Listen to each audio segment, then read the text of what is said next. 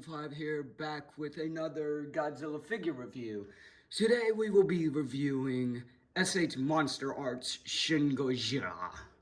Now, I did do a custom paint on this figure, so that's going to be the reason why you might see the tail, the back, the tail, and a lot of the crevices red because of this reason. But overall, this figure is not. This is a monster of a figure for MonsterArts. This is probably, yeah. It was the longest Godzilla figure they've made until now. More recently, the Godzilla Ultima figure that they'll be releasing in late November of this year. I will be getting that, so it's not going to be too long until, it's not going to be way too long. Probably, it's going to be like several months till I get the thing, sadly, but overall, I'm pretty excited for that one. But now for Godzilla Ultima, back to Shin. This is honestly one of the best MonsterArts figures yet. Let's see if I... So this is the back. Oh. Now the little face at the end of the tail, and it's already starting to topple over, yeah. So this figure came with a rather loose ball joint on the right arm, and it broke off. Yeah, I'm still heartbroken, but I could still put it back, even though it literally broke off. So if you wanted ball joints on this figure, ball joint, just the whole figure is practically littered with ball joints. There's ball joints literally everywhere on this figure.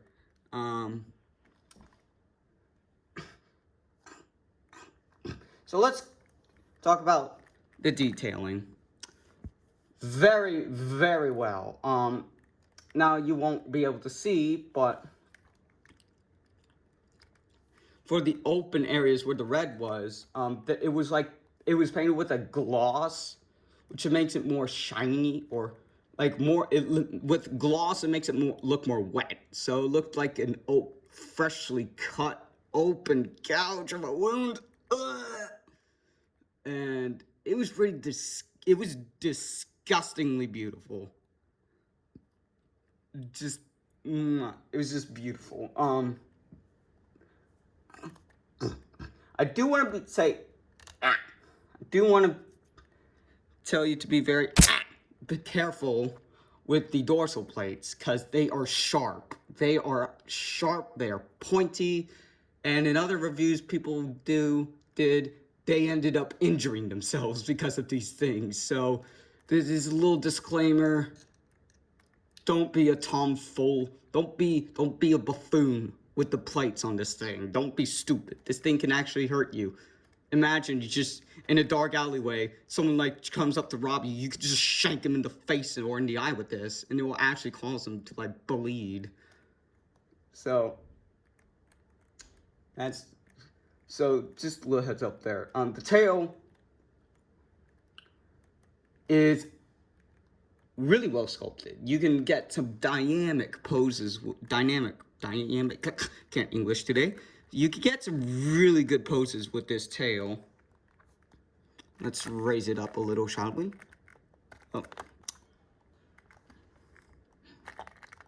Now, for some reason, the left leg is a little more loose than the right, so it's gotta worry about that.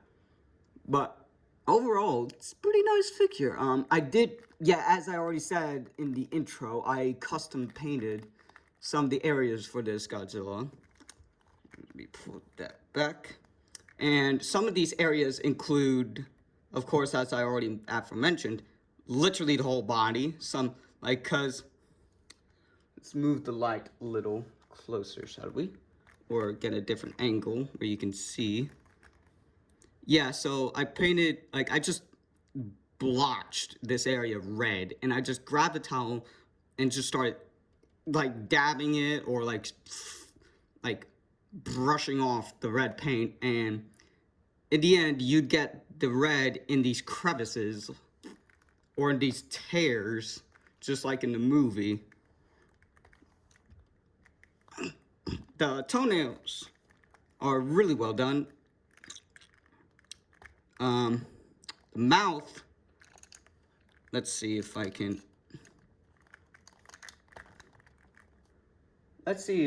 move. Well, not like that. Alright.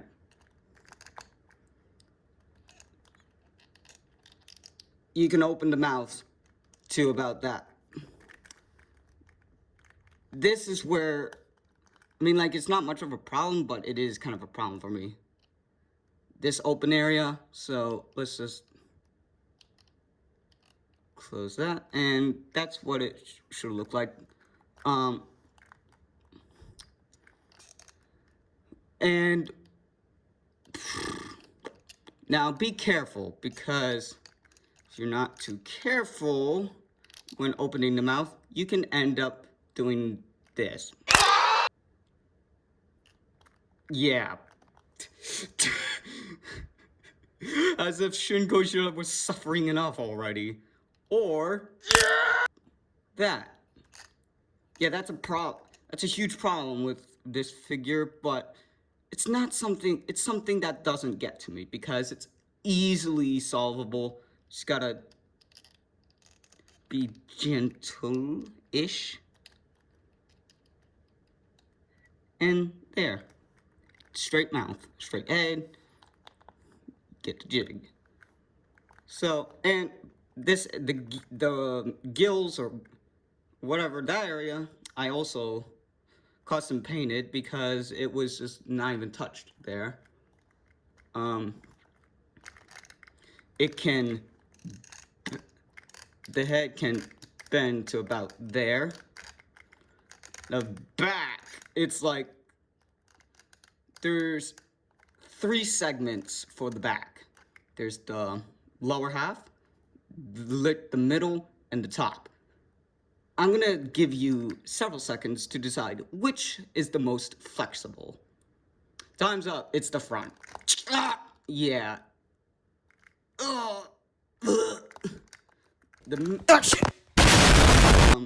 Had a bit of a technical difficulty. The camera fell over. And also the tail popped off. So, but the back can bend about there. Don't try moving the second half. But this is what you get. You can make for some pretty awesome shots of him when he's about to use his atomic breath. It's just moving back here and up, the arm's loose. Oh, great. But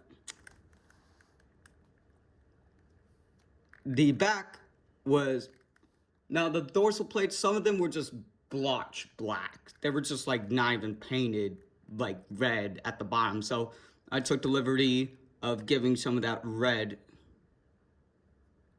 to the dorsal plates.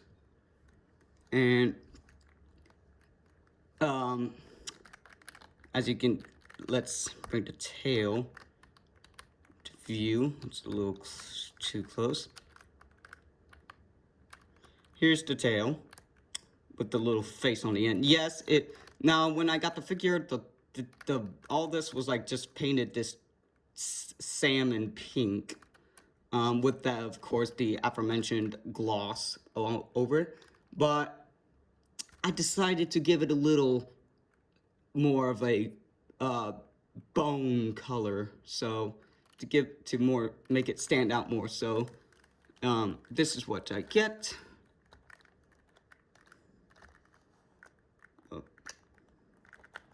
Let's bring Shin back.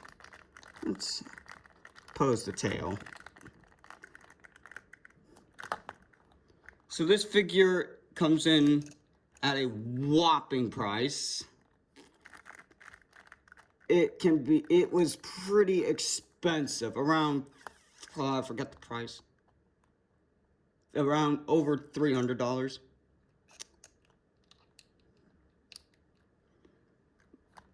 But that doesn't even match the, well, that kind of does, but I don't know. But then there is the awakening version of this, but which is also known as just the version when he uses his atomic breath, and it's like purple. That is very expensive. I'm probably not going to be able to get that anytime soon. So, but you can move the arms. The hand is a swivel, ball joint here, ball joint. I'm not touching the right arm.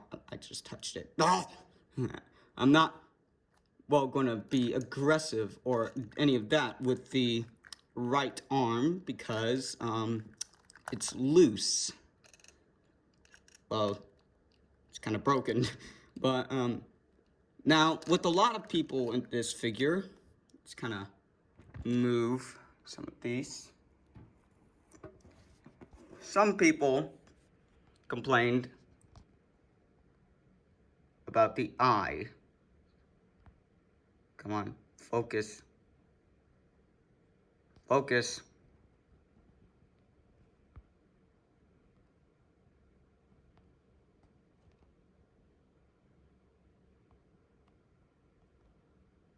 All right, it's probably not. Oh, this is the eye. Now, this one is looking just a tiny bit, that it's kind of in the middle. It's looking a little downwards. And if we go over here to the right side, it's looking straight. This is a problem a lot of people had. Well, not had. The problem a lot of people had was that the left eye would be looking downwards, while the right eye, the one you're seeing, would be looking straight up the camera, like ominously. I'm legally blind. So let's just get into some more looks. So just going over the custom paint. It's more orange than I desire. Let's move the head up.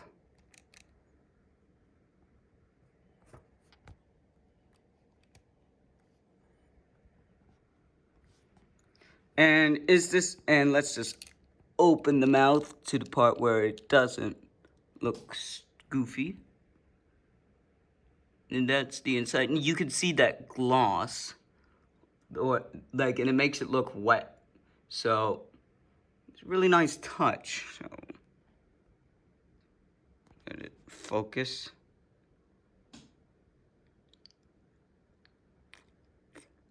Now, I know it may look a little orange, but I could just slap a filter.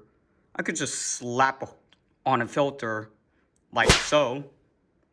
But this is a figure review, so I'm not going to alter that. But, oh, there's a little hair. Just get that off. But it was still orange before this, so the tail. It's very is this figure worth getting? Absolutely. This figure is honestly, if not the best, then definitely in the top 3 because of all the detailing. Now let's just. So, let's get a back view of it, shall we?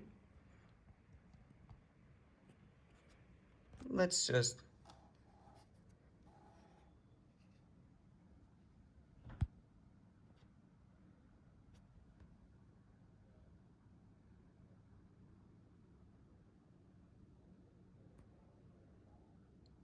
The massive tail.